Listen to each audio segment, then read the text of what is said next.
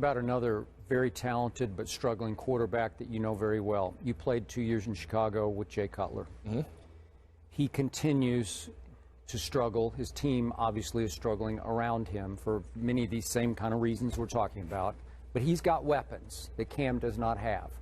Why, now that you have some distance from Jay, why does he continue, in your opinion, to throw so many untimely interceptions? Here's what I'll say about Jay. Jay's approach to the game, and maybe sometimes his demeanor, people from the outside that have no intimate knowledge of how he operates, how he prepares, what kind of teammate and person that he is, it's viewed entirely from the outside looking in. I think sometimes have a misconception of the way he carries himself and how much this really means to him. And now taking a step back, maybe that's easy to see, but the one thing I will say about Jay, preparation during the week, game day, football IQ, obviously physical talent's off the charts. He is a guy that you would take on your team. He is going to give it his all. He's tough. He's a competitor. Now, sometimes his competitiveness and his fiery nature is something that scares us. If he was a safety or a linebacker, we would applaud it. But he's not. He's a quarterback. He's supposed to do things a different way. He's not supposed to maybe get in your face. His approach is more of a defense linebacker type approach, and I think sometimes that puts people off, but it shouldn't, because the intentions are good, the intentions are positive. Because at the end of the day, he wants to win, he wants to challenge those around him to win, and he wants to play ahead. And as a teammate, that's what we care about. That's the stuff. We don't get caught up in the perceptions and what's said. At the end of the day, he wants to win, he plays hard, and he's competitive, and he's talented as heck. But surely it would drive you a little nuts when he just suddenly threw one, tried to throw it between three defenders and it got picked off. I think what makes Jay special and what makes his talent special is sometimes you have to take the good with the bad. I think it's similar to Brett Favre.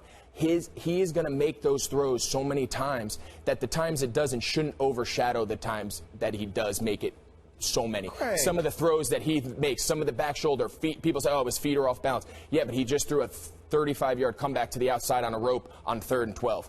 So you have to sometimes take the bad because that's what makes him who he is. Really? You're Yeah. going to say that, Greg? Yeah. Greg, listen, I'm all for the Cam Newton soliloquy because you were absolutely on the money. Because as far as I'm concerned, the Panthers organization should be responsible for stripping y'all of some of the potency you had on the offensive side of the ball. Jay Cutler is a perennial, perpetual underachiever. That's the bottom line, Greg. We can slice it any way we want to. The man's got one playoff victory in his career. All that arm strength, all that talent, everything that he's supposed to be able to do it. He continuously comes up short. Is that even deniable, Greg?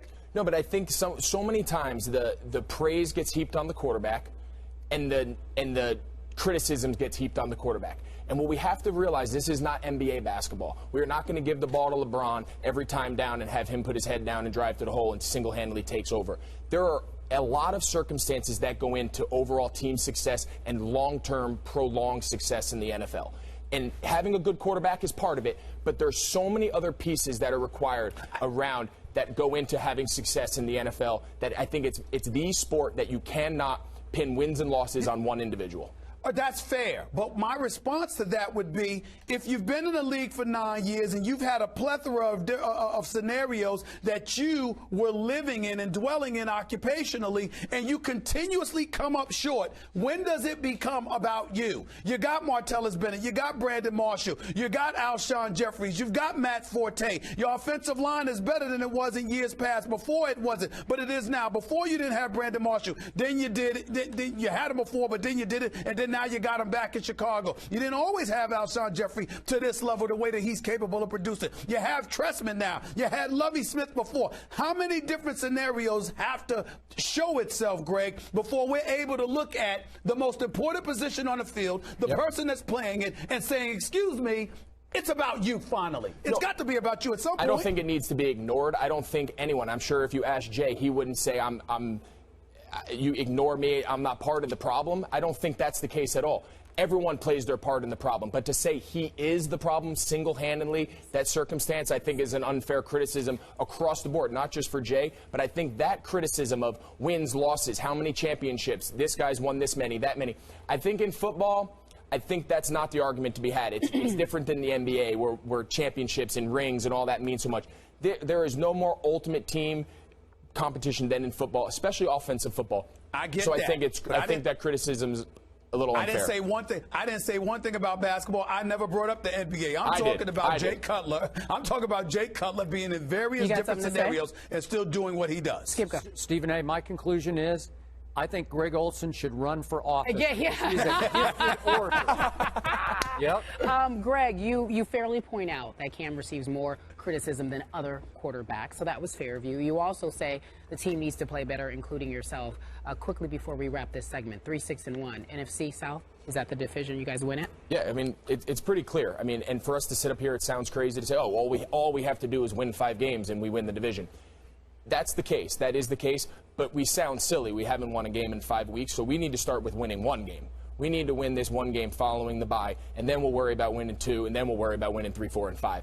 But the reality of the situation is it does not make our season any better than it is. We are 3-7-1, but at the same point, the circumstances we're in, if we do win and we handle our business, we can win a bad division.